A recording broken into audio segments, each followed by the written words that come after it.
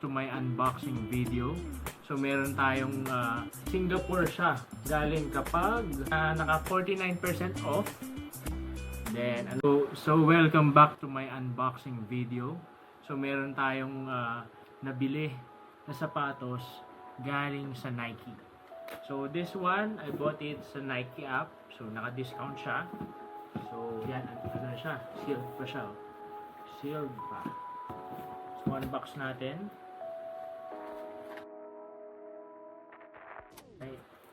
Sheesh! 9.5 yung size natin. So Nike app natin nabili. Bili ko siya sa Nike app na naka 49% off. So around nasa 5.5 na lang siya.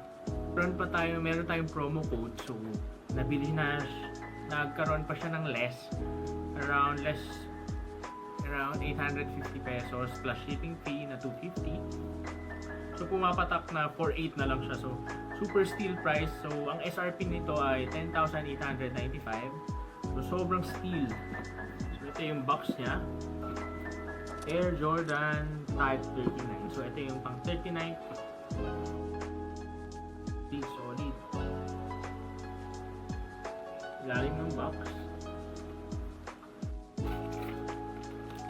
Grabe, solid sir. Smell test natin, smell test.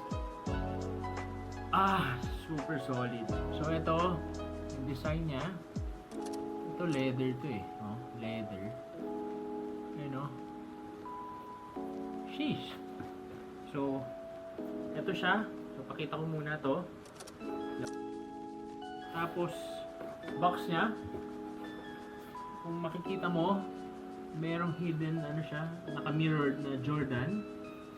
Ayan si Jordan. Tapos, ayan o. Nakikita nyo. 23 and then 39. Grabe, with extra lace pala siya ha. Extra lace na white. White extra lace. Ito yung ano niya, yung tongue niya, yung right side, yung merong mirror Jordan, naka-embroidered, meron siya. And the other side, wala. Okay. So, pakita ko lang. So, you can see the size. Makita yung size 9.5. Ayan siya. Check natin yung loob. So yung shoe tree niya. Shoe tree. Yung soles.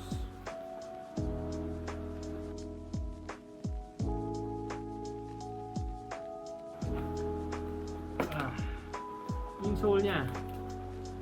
Ito. So mayroon ditong kalagay Air Jordan Type 39, and then ito is patong-patong na foam, na compressed foam. So ayan na yung foam niya. Ginagamit ko kasing custom sole. Meron ako ditong Jordan 37 ata to. So, you can see Jordan 37 with carbon. Yung sole ko kasi dito custom made. So carbon custom made din siya.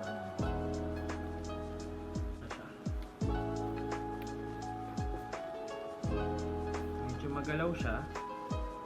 Natin tong Jordan 39. Ito yung front.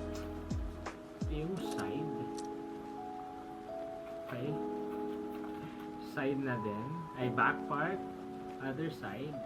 So may free extra lace siyang white. Then ito yung ilalim.